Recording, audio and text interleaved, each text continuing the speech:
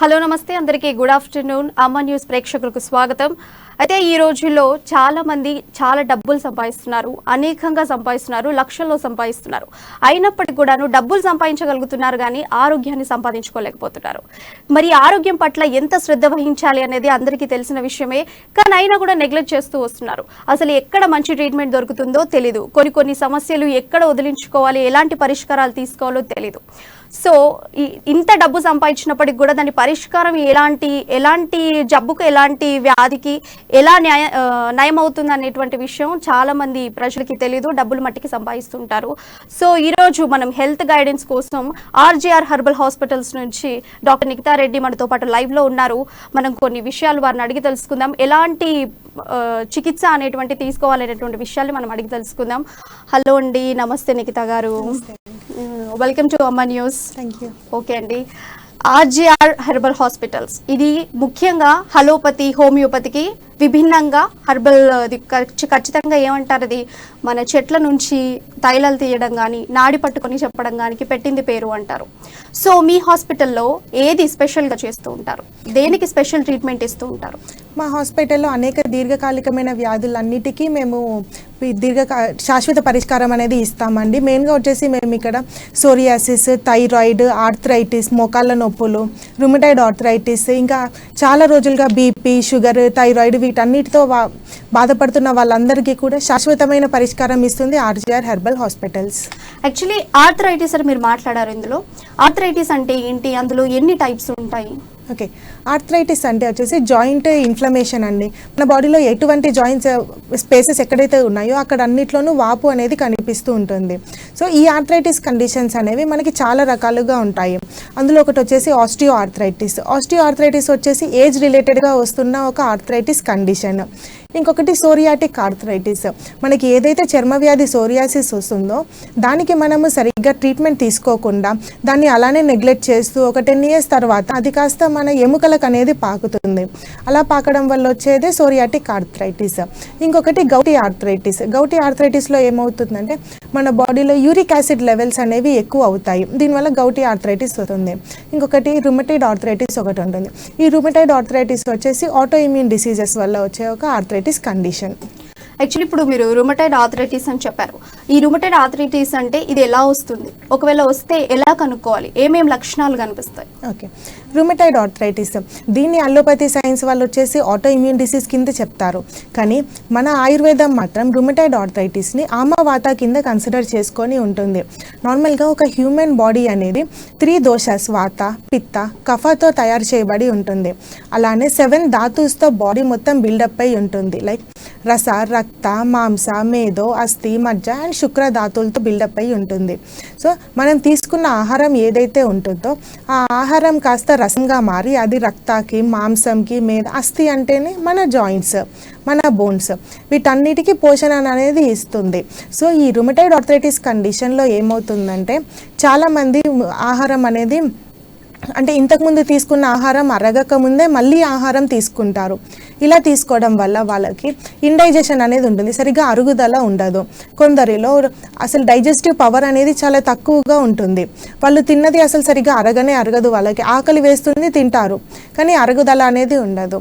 కొందరిలో ఏమవుతుందంటే వాళ్ళు ఏదైనా కొంచెం కఫంని వృద్ధి చేసే ఆహారము, ఏదైనా ఆయిలీ ఫుడ్ కానీ హెవీ ఫుడ్స్ కానీ తీసుకున్న తర్వాత ఎక్కువ దూరం నడవడము, ఎక్సర్సైజెస్ చేయడము ఇలాంటివి చేస్తారు. లేదా అతిగా వ్యాయామం చేయడం వల్ల కూడా ఈ అన్ని కారణాల వల్ల ఏమవుతుందంటే మనం తీసుకున్న ఆహారం అనేది ఆమంగా మారుతుంది, సరిగ్గా డైజెషన్ అనేది అవ్వదు. సో ఇన్ని రోజులు మన బాడీ అంతా బిల్డప్ అయ్యింది నిరామరసంతో.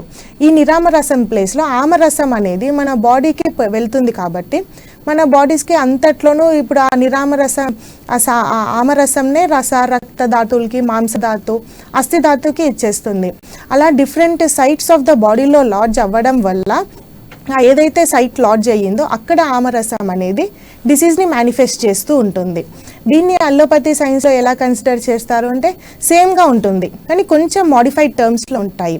అంటే ఆటో ఇమ్యూన్ డిసీజ్గా చెప్తారు.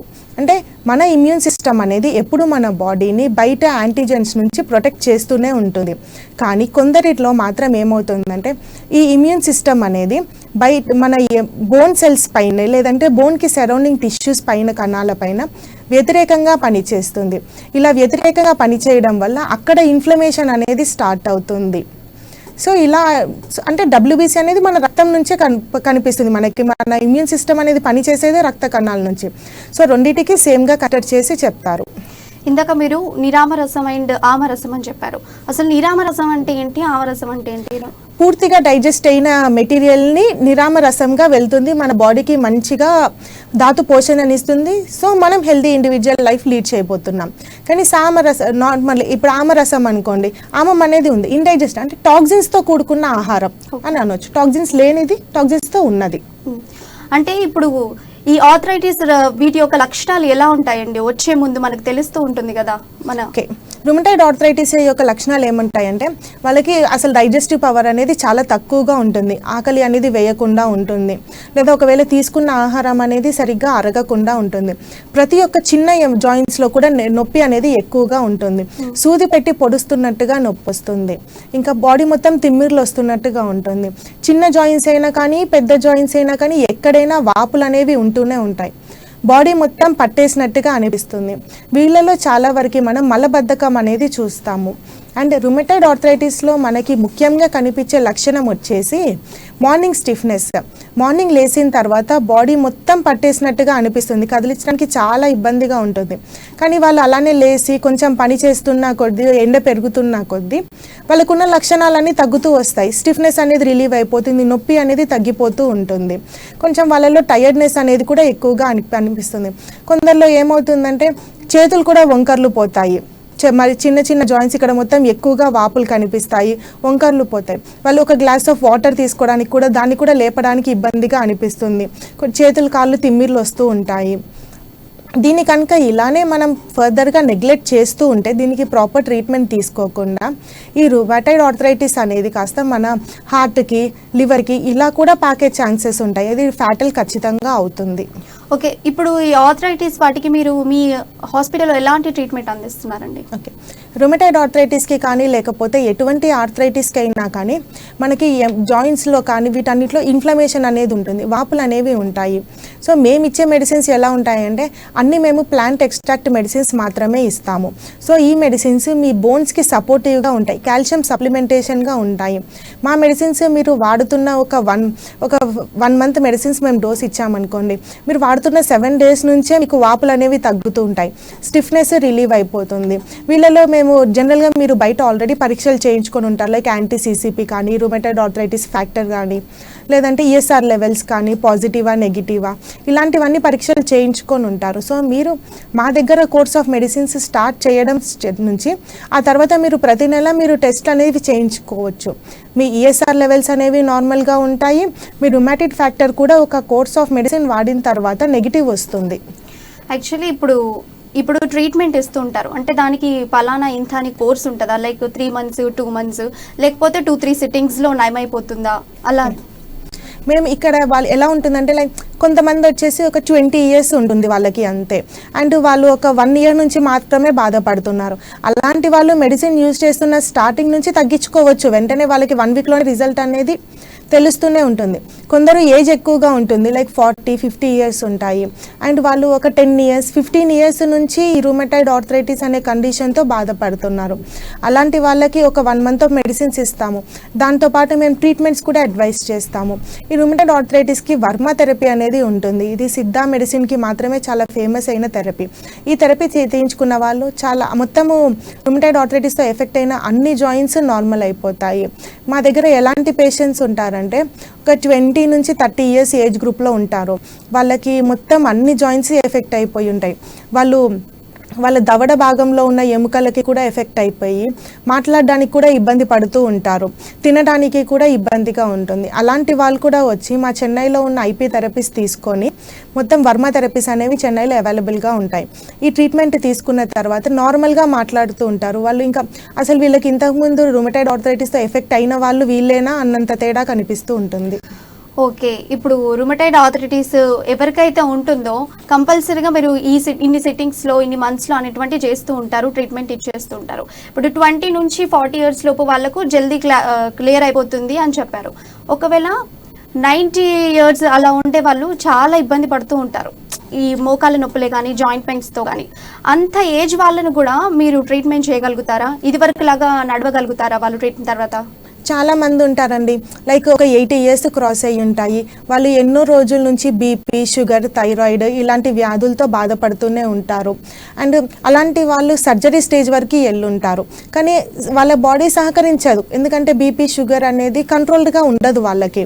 సో అలాంటి కండిషన్స్లో కూడా మా ట్రీట్మెంట్ తీసుకొని వాళ్ళు ఎలా వస్తారంటే హాస్పిటల్కి రావడం కూడా ఎవరైనా ఒక 2-3 సపోర్టుతో వీల్ చైర్లో ఇలా వస్తూ ఉంటారు. అలాంటి వాళ్ళు సర్జరీకి సహకరించని బాడీ ఉన్న పేషెంట్స్ కూడా మా దగ్గరకు వచ్చి మోకాళ్ళ నొప్పిని పూర్తిగా నయం చేసుకొని నార్మల్గా నడుస్తూ వెళ్తూ ఉంటారు. ఇప్పుడు కొంతమంది హోమియోపతి, హలోపతి ఇలా టాబ్లెట్స్, మెడిసిన్స్ వాడుతూ ఉంటారు. అలా వాడుతూ కూడా మీ హెర్బల్స్ వాళ్ళ ట్రీట్మెంట్ తీసుకోవచ్చా? ఏమైనా సైడ్ ఎఫెక్ట్స్ ఉంటాయా దీని ద్వారా? మా మెడిసిన్స్ యూస్ చేసేటప్పుడు మీరు వేరే ఎటువంటి ఇతర మెడిసిన్స్ తీసుకున్నా కూడా ఎటువంటి సైడ్ ఎఫెక్ట్స్ అనేవి ఉండవు. నార్మల్గా మీరు చాలామంది ఉంటారు, లైక్ పక్షవాతం వచ్చి ఉంటుంది, సో దానికి సంబంధించిన మందులు వాడుతూ ఉంటారు. లేదంటే హార్ట్కి, గుండెకి సంబంధించిన ఆపరేషన్లు కానీ, స్టెంట్ కానీ ఇలా వేయించుకొని ఈ మందులు వాడతారు. లేదు అంటే బీపీ, షుగర్ ఇది కామన్గా అందరిలో కనిపిస్తుంది కాబట్టి ఇవన్నీ వాడుతూనే ఉంటారు. సో ఈ అన్ని మెడిసిన్స్ వాడుతూ కూడా మా మెడిసిన్స్ వేసుకోవచ్చు. మా మెడిసిన్స్ వల్ల ఎటువంటి సైడ్ ఎఫెక్ట్స్ అనేవి ఉండవు. అంటే మెడిసిన్స్ యూస్ చేసేటప్పుడు కూడా చాలామంది పథ్యం ఏమన్నా ఉంటుందా అని అడుగుతారు. సో మా మెడిసిన్స్కి పథ్యం అనేది కూడా ఏమీ ఉండదు.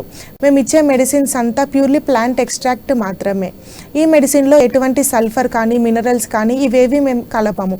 సో దీనివల్ల మనకి నార్మల్గా మనం ఆకుకూరలు కానీ, కూరగాయలు కానీ ఇవి తినడం వల్ల ఎటువంటి సైడ్ ఎఫెక్ట్ అయితే రావట్లేదు కదా. సో అలాంటి ప్లాంట్స్ నుంచే తీసిన మెడిసిన్స్. సో వీటి వల్ల ఎటువంటి సైడ్ ఎఫెక్ట్స్ అనేవి ఉండవు. యాక్చువల్లీ ఈ మధ్య మహిళలే కావచ్చు, అమ్మాయిలే కావచ్చు, పీసీఓడి ప్రాబ్లమ్స్తో చాలా ఫేస్ చేస్తున్నారు. అసలు పీసీఓడిస్ ప్రాబ్లమ్స్ ఎందుకు వస్తాయి? అసలు వాటి లక్షణాలు ఎందుకు ఇంతలా ఉంటాయి? వాటికి ఎలాంటి ట్రీట్మెంట్ అందిస్తారు మీరు? ఓకే, పీసీఓడి అంటే పాలిసిస్టిక్ ఒవేరియన్ డిసీజ్. ఇది మనం ఈ జనరేషన్లో ఒక 20 నుంచి 30 ఇయర్స్ ఆఫ్ ఏజ్ గ్రూప్ ఉన్న వాళ్ళందరిలోనూ కామన్గా చూస్తున్న కండిషన్ పీసీఓడి. ఈ పీసీఓడి అనేది రావటానికి గల కారణాలు వచ్చేసి సెడెంటరీ లైఫ్ స్టైల్. అంటే అసలు వాళ్ళ ఈ మధ్యకాలంలో మనం అందరినీ చూస్తూనే ఉంటున్నాము, లైక్ వాళ్ళు ఓన్లీ మొబైల్తో వర్క్ చేసుకోవడం కానీ, లేకపోతే ల్యాప్టాప్స్లో కూర్చోవడము, స్కూల్స్కి వెళ్ళినా కూడా అలానే కంటిన్యూస్గా కూర్చొని గేమ్స్ ఇలాంటివి కూడా ఏవి ఆడుకోరు. ఎటువంటి యాక్టివిటీస్ అనేవి ఉండవు, ఫిజికల్ యాక్టివిటీస్ అండ్ ఏమి ఎక్సర్సైజెస్ అనేవి కూడా వాళ్ళు చేయట్లేదు. సో సెడెంటరీ లైఫ్ స్టైల్ ఒక కారణము.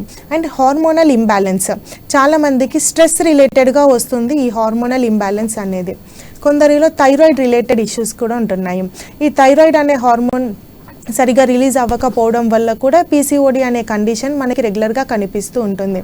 ఇంకా ఒబేసిటీ, ఓవర్ వెయిట్, ఈ సెడెంటరీ లైఫ్ స్టైల్ వల్లనే ఒబేసిటీ అనేది వస్తుంది. అండ్ ఈ ఒబేసిటీ కూడా one of the reason PCOD రావడానికి. ఈ పీసీఓడిస్ రావడం వల్ల ఏమవుతుంది, యాక్చువల్ 2 టైప్స్గా ఉంటుంది మనకి. పాలిసిస్టిక్ ఒవేరియన్ డిసీజ్ ఒకటి అండ్ పాలిసిస్టిక్ ఒవేరియన్ సిండ్రోమ్ ఒకటి. ఓన్లీ మనకి పీసీఓడి ఉన్నది అనుకోండి, ఇది అంత సీరియస్ కాంప్లికేషన్ ఏం అవ్వదు. కానీ పీసీఓఎస్, పాలిసిస్టిక్ ఒవేరియన్ సిండ్రోమ్ ఉంది అనుకోండి మాత్రం ఇది మీకు ఫర్దర్గా ఫ్యూచర్లో చాలా కాంప్లికేషన్స్, ఇది ఇన్ఫర్టిలిటీకి లీడ్ చేస్తుంది. అంటే యాక్చువల్లీ రెండింటికి తేడా ఏంటంటే పాలిసిస్టిక్ ఒవేరియన్ డిసీజ్లో మనకి ఎగ్ అనేది రిలీజ్ అవుతుంది, కానీ ఈ ఎగ్ మెచ్యూర్ ఎగ్ కాదు, టైంకి రిలీజ్ అవ్వాల్సిన ఎగ్ లాగా రిలీజ్ అవ్వదు. కానీ పాలిసిస్టిక్ ఒవేరియన్ సిండ్రోమ్లో ఎగ్ అనేది అసలు కంప్లీట్గా రిలీజ్ అవ్వడమే ఆగిపోతుంది. ఇందులో ఎక్కువ నెంబర్ ఆఫ్ ఎగ్స్ అయినా రిలీజ్ అవుతాయి. సో మనకి ప్రెగ్నెన్సీ వచ్చే ఛాన్సెస్ కొన్నైనా ఉంటాయి, కానీ పీసీఓఎస్ ఉన్న కండిషన్లో ప్రెగ్నెన్సీ వచ్చే ఛాన్సెస్ చాలా తక్కువ. ఒకవేళ వచ్చినా కూడా ఖచ్చితంగా ప్రీమెచ్యూర్ బర్త్ అయినా ఉంటుంది, లేకపోతే స్టిల్ బర్త్ అయినా ఉంటుంది. పీసీఓఎస్ వచ్చిన వాళ్ళలో నార్మల్గా వీళ్ళలో ఎటువంటి లక్షణాలు కనిపిస్తాయండి? యాక్చువల్లీ పీసీఓఎస్ కూడా ఒక హార్మోనల్ రిలేటెడ్ ఇష్యూనే. మన మెన్స్ట్రల్ సైకిల్ మెయింటైన్ అవ్వటానికి మనకి ప్రాపర్ హార్మోన్స్ అనేవి రిలీజ్ అవ్వాలి, కానీ అందులో మనకి ఆండ్రోజన్ అనే హార్మోన్స్ ఎక్కువగా రిలీజ్ అవుతూ ఉంటాయి. ఇవి మేల్కి రిలేటెడ్ హార్మోన్స్. ఇవి అందరి ఫీమేల్స్లో ఉంటాయి, మేల్స్లో ఉంటాయి, కానీ ఫీమేల్స్లో కావాల్సిన మోతాదులో మాత్రమే రిలీజ్ అవుతాయి. ఎప్పుడైతే ఇవి ఎక్కువగా రిలీజ్ అవుతాయో అప్పుడు మన ఎగ్ రిలీజ్ అనేది తగ్గిపోతుంది. ఎగ్ రిలీజ్ అనేది అవ్వకుండా ఉండే ఛాన్సెస్ కూడా ఉంటాయి. సో ఇలా ఎగ్ రిలీజ్ అనేది ఆగిపోతుంది కాబట్టి ఇన్ఫర్టిలిటీ, నార్మల్ మెన్స్ట్రల్ సైకిల్ అనేది ఉండదు. సో ఈ ఆండ్రోజన్స్ అనేవి ఎక్కువగా రిలీజ్ అవ్వడం స్టార్ట్ అయినప్పుడు అన్వాంటెడ్ ఫేషియల్ హెయిర్ గ్రోత్ అనేది ఉంటుంది. దాంతోపాటు చెస్ట్ పైన హెయిర్ పెరగడము అండ్ వీళ్ళకి మెన్స్ట్రుయేషన్ అనేది ఇర్రెగ్యులర్గా ఉంటుంది. లేదా కొందరిలో మెన్స్ట్రుయేషన్ వచ్చినా కూడా అది ఎక్కువ రోజులు బ్లీడింగ్ అవుతూ ఉంటుంది, లేదంటే ఎక్కువ నొప్పితో కూడుకున్న బ్లీడింగ్ అనేది ఉంటుంది వాళ్ళకి. అంటే వీళ్ళలో హెడేక్ కానీ ఇంకా వాళ్ళ టైర్డ్నెస్ అనేది రోజు మొత్తం ఉంటూనే ఉంటుంది. ఇది రావడానికి గల కారణం ఇంకొకటి వచ్చేసి ఎక్కువగా హార్మోనల్ పిల్స్ అనేది తీసుకోవడం వల్ల కూడా హార్మోనల్ ఇంబ్యాలెన్స్ అనేది వస్తుంది. రైట్ మేడం, దిల్సుఖ్ నగర్ నుంచి ఒక కాలర్ లైవ్ లో ఉన్నారు. హలో అండి. Hello madam, good afternoon. Good afternoon. మీ పేరు? నా పేరు అజయ్ అండి. అజయ్, ఓకే అండి. మీకు ఏ సమస్య ఉంది? అంటే జనరల్ గా ఏంటంటే ఆర్థోపెడిక్స్ సంబంధించిన సమస్యలు ఉన్నాయండి. అంటే మేడం ఏ సమస్యల గురించి మాట్లాడతారో? ఓకే అండి మేడం. ఓకే, ఏం పేరు? మీ పేరు? నా పేరు అజయ్ అండి. అజయ్. అజయ్ గారు ఎవరు అండి? మీ మోకాళ్ళ ఆర్థరైటిస్ అంటే మోకాళ్ళ నొప్పియా? ఏ బాధతో సమస్యతో ఇబ్బంది పడుతున్నారు మీరు? అంటే యాక్చువల్ గా యూరిక్ యాసిడ్ పెరగడం వల్ల ఈ ప్రాబ్లమ్స్, అంటే మా బొటన వేళ్ళు నొప్పిగా ఉంటుందా మీకు? అవును మేడం, అవును మేడం. మడిమెలో నొప్పి అనేది వస్తుందా? అవును మేడం, వస్తా ఉంది. ఓకే, రెండు కాళ్ళలో పెయిన్ ఉంటుంది అది. ఓకే, రెండు కాళ్ళల్లో ఉంటుందా లేదా ఏదైనా ఒక కాల్లోనే ఎక్కువగా నొప్పి ఉంటుందా? అది ఒక కాల్లో వస్తుంది మేడం, కానీ పర్టికులర్ గా వచ్చినప్పుడు అదే ప్లేస్ లో రాదు. మళ్ళీ నెక్స్ట్ వేరే కాల్లో షిఫ్ట్ అవుతా ఉంటుంది పెయిన్ అనేది. సూది పెట్టి పొడుస్తున్నట్టుగా నొప్పి ఉంటుందా? అవును మేడం. వాపు ఏమైనా వస్తుందా భాగంలో? ఒక్కొక్కసారి సివియర్ గా కాలు కూడా కింద పెట్టలేని పరిస్థితి ఉంటుంది మేడం. బాగా. మీ వయసు ఎంత అజయ్ గారు? 45 years మేడం. 45 years. ఏం ప్రాబ్లం లేదు అజయ్ గారు, మీ దగ్గరలో ఉన్న బ్రాంచ్ లో కన్సల్ట్ అవ్వండి. మీ యూరిక్ యాసిడ్ లెవెల్స్ అనేవి తగ్గుతాయి, మీకు ఫర్దర్ గా ఆ నొప్పి అనేది రాకుండా ఉంటుంది అజయ్ గారు. జనరల్ గా ఈ ఫుడ్ వాటిలో డైట్ లో ఏమన్నా చేంజెస్ డైట్ చేంజెస్ వచ్చేసి మనకు కొంచెం వాతం పెరిగే పదార్థాలు ఎక్కువగా తీసుకోకుండా ఉంటే సరిపోతుంది. అది కూడా ఇప్పుడు ప్రెసెంట్ మీరేం మెడిసిన్స్ యూజ్ చేయట్లేదు కాబట్టి ఇవి లైక్ ఆలుగడ్డ, కందగడ్డ, చామగడ్డ ఇలాంటివి తీసుకోవడం కంట్రోల్ చేస్తే యూరిక్ యాసిడ్ లెవెల్స్ అనేవి కంట్రోల్ అవుతాయి. లేదు మీరు మా దగ్గర ఉన్న మెడిసిన్స్ వాడితే మాత్రం మీరు ఎటువంటి పథ్యం అనేది చేయాల్సిన అవసరం లేదు. ఓన్లీ మెడిసిన్స్ తోనే మీ యూరిక్ యాసిడ్ లెవెల్స్ అనేవి తగ్గించుకోవచ్చు, నొప్పిని పూర్తిగా నయం చేసుకోవచ్చు. ఓకే అజయ్. ఓకే అజయ్ కుమార్, విన్నారు కదా. దగ్గరలో ఉండేటువంటి ఆర్జీఆర్ హాస్పిటల్స్కి వెళ్ళండి, మీ పరిష్కారం వెనుక్కోండి. Thank you Ajay Kumar. Okay అండి, ఇందాక మనము పీసీఓడిస్ గురించి మాట్లాడుకున్నాము. యాక్చువల్లీ హాస్పిటల్ వరకు వెళ్లకుండా ఇంట్లోనే ఉండి తగ్గించుకునే మార్గాలు ఏమైనా ఉన్నాయా? అంటే ఈ ఫుడ్ తీసుకోవడం వల్ల ఎలాంటి మార్గాలు ఉన్నాయా? పీసీఓడి అనేది లైఫ్ స్టైల్ డిజార్డర్ అండి. ఇది మెయిన్గా రావడానికి గల కారణమే obesity and sedentary life style. So మనం జనరల్గా ఫిజికల్ యాక్టివిటీస్ అనేవి స్టార్ట్ చేసుకొని హెవీ ఫుడ్స్, ఆయిలీ ఫుడ్స్ ఇలాంటివి తీసుకోకుండా ఉంటే సరిపోతుంది. కొంచెం రెగ్యులర్ ఎక్సర్సైజెస్ అనేవి చేస్తూ ఈ మొబైల్ అండ్ వీటి యూసేజ్ తగ్గించి జంక్ ఫుడ్ అనేది తీసుకోకుండా ఉన్నా కూడా మనం పీసీఓడిస్ని అవాయిడ్ చేయొచ్చు, హెల్త్ లైఫ్ స్టైల్ మెయింటైన్ చేయొచ్చు అలాంటివి చేయడం వల్ల. ఇంకా మీరు ఇంకేమైనా స్పెషల్ ట్రీట్మెంట్స్ మీ హాస్పిటల్లో ఏమైనా ఉన్నాయా R&R హాస్పిటల్స్కి సంబంధించి? మా ఆర్జీఆర్ హెర్బల్ హాస్పిటల్స్లో అనేకమైన దీర్ఘకాలిక వ్యాధులన్నిటికీ పరిష్కారం లభిస్తుందండి. లైక్ పక్షవాతం కానీ, మోకాళ్ళ నొప్పులు కానీ, సైనసైటిస్, ఆస్తమా, సోరియాసిస్కి అయితే మా దగ్గర చాలామంది మెడిసిన్స్ తీసుకుంటూనే ఉంటారు. చాలా ఏండ్ల నుంచి బాధపడుతున్న వాళ్ళు కూడా మెడిసిన్స్ పూర్తిగా వాడేసి ఇంకొక మెడిసిన్స్ ఆపేసిన తర్వాత కూడా ఒక 2 to 3 years వరకు కూడా ఎటువంటి సిమ్టమ్స్ కనిపించని వాళ్ళు చాలామంది ఉంటారు. లైక్ ఇంకా దీర్ఘకాలికమైన వ్యాధులు like BP, sugar, thyroid, disc problem, వెన్నుపూస ఇబ్బందులు ఏవైనా, సయాటికా ప్రాబ్లమ్, నరాలకి సంబంధించిన ఇబ్బంది, ఎటువంటి ప్రాబ్లంకైనా కానీ మీకు ఆర్జీఆర్ హెర్బల్ హాస్పిటల్స్లో చికిత్స అనేది లభిస్తుంది. ఓకే అండి, ఇప్పుడు సోరియాటిస్లో మీరు ఎలాంటి స్పెషల్ ట్రీట్మెంట్ ఇస్తూ ఉంటారు? మీ దాంట్లో ఏమైనా మసాజ్లు కానీ అలాంటివి ఏమైనా చేస్తూ ఉంటారా? ఓకే, సోరియాసిస్ వచ్చేసి ఇది ఆటో ఇమ్యూన్ డిసీజెస్ కిందకి వస్తుందండి.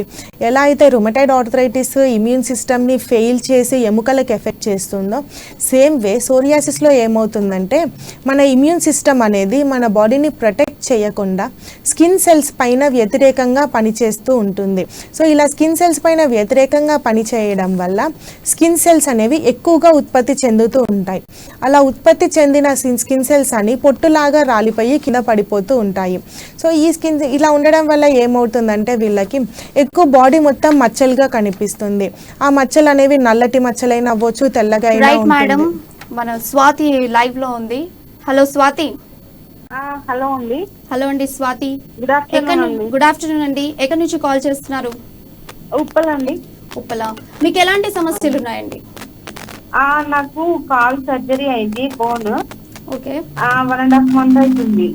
ఓకే, మీరు మన పక్కన చాలా పెయిన్ గా ఉంది. ఓకే అండి. జాయింట్స్ లో అంతా పెయిన్ గా ఉంటుంది. అది ఏంటి, తగ్గుతుందా లేదా, ఇంకెన్ని రోజులు రెస్ట్ లో ఉండాలి? మేడం ఉన్నారు, మేడంతో ఒకసారి మాట్లాడండి పక్కనే. స్వాతి గారు, మీకు అసలు ఏమైంది? ఎందుకు సర్జరీ చేశారు? బోన్ ఫ్రాక్చర్ అయింది మేడం. ఎక్కడ, ఏ కాలుకి? ఎడమ కాలుకా కుడి కాలుకా? ఎడమ కాలుకి ఫ్రాక్చర్ అయింది. మోకాలికి కింద భాగంలో ఫ్రాక్చర్ అయిందా, పైకి అయ్యిందా? కిందనే యాంకిల్ సర్జరీ అయిందండి. ఓకే, యాంకిల్ దగ్గరే సర్జరీ అయ్యింది. ఎన్ని మంత్స్ అవుతుంది సర్జరీ అయ్యి? 1.5 month అవుతుంది. 1.5 month. ఎన్ని అంటే లైక్ సర్జరీ చేసినప్పుడు మీకు రాడ్ ఇలా ఏమైనా వేసారా, క్యాప్స్ లాగా? లేకపోతే వేశారు. మీకు రెస్ట్ పీరియడ్ ఎన్ని మంత్స్ చెప్పారండి? 2-3 months అని చెప్పారు. యాక్చువల్లీ యాంకిల్ జాయింట్లో అయింది కాబట్టి మీ మోకాలు ఎలా అయితే మన బాడీ వెయిట్ మొత్తం బేర్ చేసిందో యాంకిల్లో కూడా మూవ్మెంట్స్ అనేవి కొంచెం ఎక్కువగా ఉంటాయి. సో మీరు రెస్ట్ అనేది ఖచ్చితంగా 3 months తీసుకోవాల్సి ఉంటుంది. ఇలా కొంచెం నార్మల్ ఎక్సర్సైజెస్ అనేవి మీకు కొన్ని సజెస్ట్ చేసి ఉంటారు కదా, అలాంటివి ఏమైనా సజెస్ట్ చేస్తుంటే అవి చేసుకుంటూ ఉంటే సరిపోతుంది. కానీ మీరైతే డాక్టర్ అడ్వైస్ లేకుండా నడవటానికైతే ట్రై చేయకండి. ఫర్దర్గా డాక్టర్ అడ్వైస్ తీసుకొని మీ ఎక్స్రే అంతా పరిశీలన చేయించుకొని మాత్రమే నడవడానికి ట్రై చేయండి.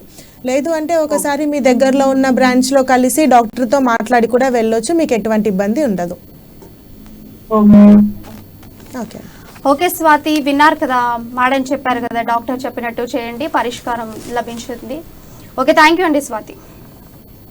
మేడం, మనం ఇది వరకు మాట్లాడుతూ వస్తున్నాము, కొంతమందికి ఆస్తమా, సైనస్ వస్తూ ఉంటుంది.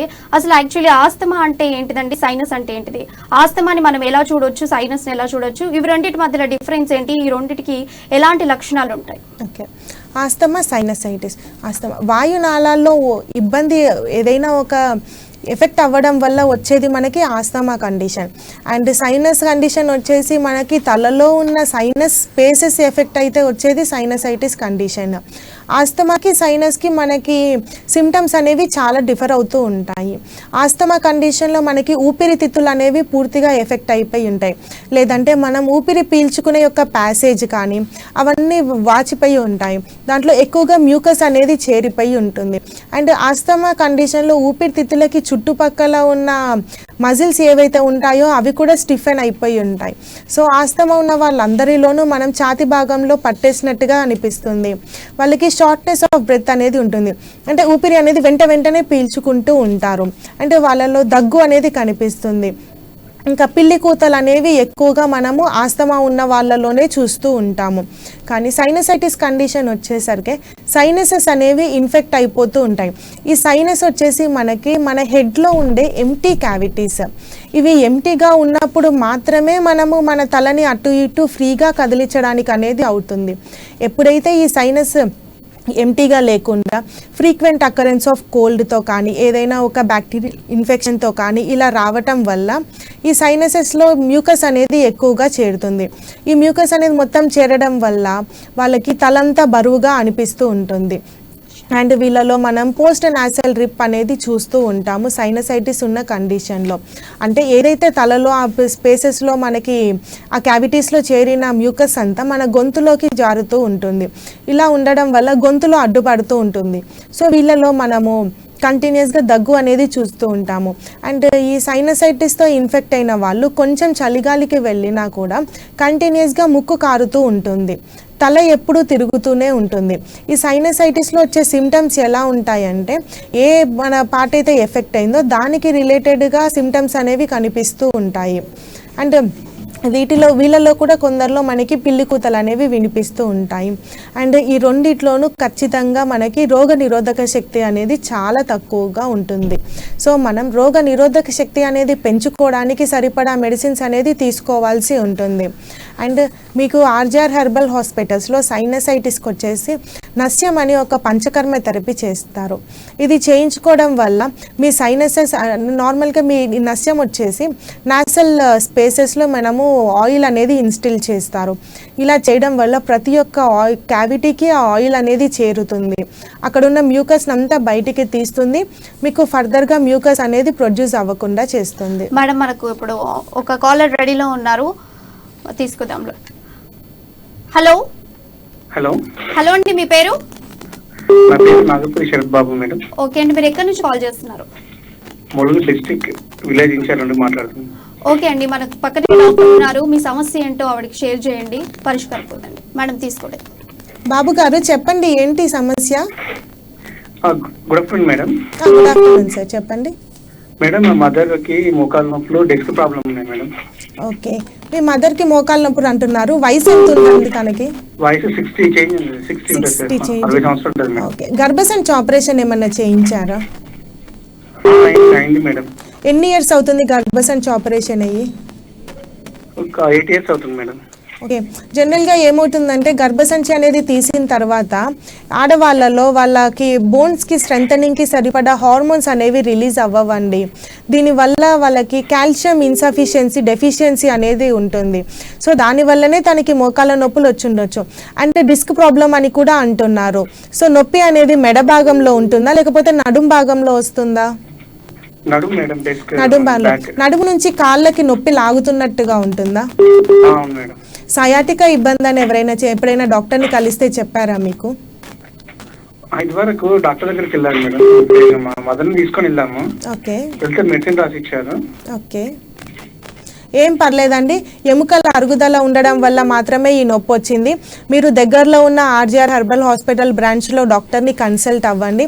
మీ మదర్ యొక్క నాడి పట్టుకొని తనకి దెందువల్ల వచ్చింది అనేది మళ్ళీ డాక్టర్ పరిశీలించి దానికి అనుగుణంగా మెడిసిన్స్ ఇస్తారు. వాడండి, వాడిన తర్వాత పూర్తిగా నయమైపోతుంది. మా ఫాదర్ కూడా ఉంది మేడం, అలానే సేమ్ ప్రాబ్లం, మోకాళ్ళ నొప్పులు. ఓకే సార్, ఏం చేస్తుండే వాళ్ళు మీ ఫాదర్? మా ఫాదర్ మేము గౌడ్స్ మేడం. ఓకే, తాళ్ళు ఎక్కుతుంటారు. దానివల్ల కూడా మనకి మన మోకాళ్ళ పైన ఎక్కువ స్ట్రెస్ అనేది పడుతుంది. దానివల్లే అరుగుదల ఉంటుంది సార్. సో మీరు మీ మదర్ని ఫాదర్ని ఇద్దరిని చూపించవచ్చు. మీకు శాశ్వత పరిష్కారం అనేది ఉంటుంది. బోన్స్లో కాల్షియం అనేది డెవలప్ అవుతుంది, గుజ్జు కూడా పెరుగుతుంది మా ట్రీట్మెంట్ తీసుకోవడం వల్ల. ఓకే. రైట్ శరత్, విన్నారు కదా, మేడం చెప్పినట్టు చేయండి, మీకు పరిష్కారం తప్పకుండా లభిస్తుంది. Thank you for calling. Madam, మనము ఆస్తమా సైనస్ గురించి మాట్లాడుతూ వస్తున్నాము. సో ఇప్పుడు కొంతమందికి ఉష్ణోగ్రతల వల్ల కూడా వస్తుంటుంది. కొంతమంది వేడిని తట్టుకోలేరు, కొంతమంది చలిని తట్టుకోలేరు. ఆ రకంగా కొంతమందికి హెడేక్ వస్తూ ఉంటుంది. చలిదనాన్ని తట్టుకొని వాళ్ళకు హెడేక్ వస్తుంది, కోల్డ్ వస్తుంది. ఇలాంటి వారికి మీరు ఎలాంటి ట్రీట్మెంట్ ఇస్తారు? ఓకే, సైనసైటిస్ కండిషన్లో మనము ఈ హెడేక్ అనేది చూస్తూ ఉంటాము.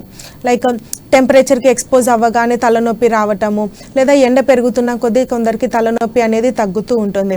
సో ఇలాంటి వాళ్ళకి మనం ఏం చేయాలంటే వాళ్ళ బాడీ డీహైడ్రేట్ అవ్వకుండా చూసుకోవాలి. అండ్ అసలు కాజ్ ఆ తలనొప్పి రావడానికి గల కారణం ఏంటి అనే దానికి అనుగుణంగా మేము మెడిసిన్ అనేది ఇస్తాము మీ నాడీ పరీక్ష చేసిన తర్వాత.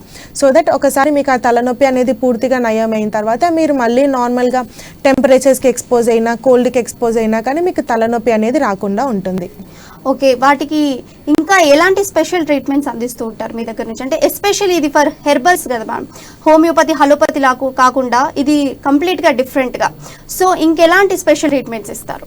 ఓకే, మేము ఇంటర్నల్ మెడికల్ లైక్ నార్మల్గా ఏ వ్యాధికైనా కానీ ఆయుర్వేద ప్రకారం శమన చికిత్స ఉంటుంది, శోధన చికిత్స ఉంటుంది. శమన చికిత్స అంటే వచ్చేసి డిసీజ్ పాసిఫికేషన్, అంటే అప్పటి వరకు డిసీజ్ని తగ్గిస్తాం. లైక్ రీసెంట్ ఆన్సెట్ డిసీజెస్ ఉంటాయి, కొందరికి దగ్గు జలుబు అనేవి కొన్ని రోజుల నుంచే ఉంటాయి, వాళ్ళకి ఓన్లీ శమన చికిత్స అనేది సరిపోతుంది. కానీ శోధన చికిత్స అనేది కూడా ఉంటుంది. లైక్ చాలా రోజుల నుంచి మన టాక్సిన్స్ అనేవి ఏవైనా బాడీలో చేరి ఉంటే ఆ టాక్సిన్స్ని బయటికి పంపించడానికి అనుగుణంగా మనం ట్రీట్మెంట్ తీసుకుంటాము. సో ఆయుర్వేద యొక్క స్పెషాలిటీనే అది. మేము ఇక్కడ ఆర్జీఆర్ హెర్బల్ హాస్పిటల్స్లో ఇచ్చే టైప్ ఆఫ్ మెడిసిన్స్ కూడా అలానే ఉంటాయి. లైక్ మీరు మోకాళ్ళ నొప్పులకు వచ్చారనుకోండి, మేము వీటికి వచ్చేసి లైక్ ఫస్ట్ వచ్చేసి మెడిసిన్స్ ఇస్తాము, దాంతో దాంతోపాటు జానువస్తి, అభ్యంగా, లోకల్ స్పెషల్ కిజీ, అలా డిఫరెంట్ టైప్స్ ఆఫ్ థెరపీస్ చెప్తాం.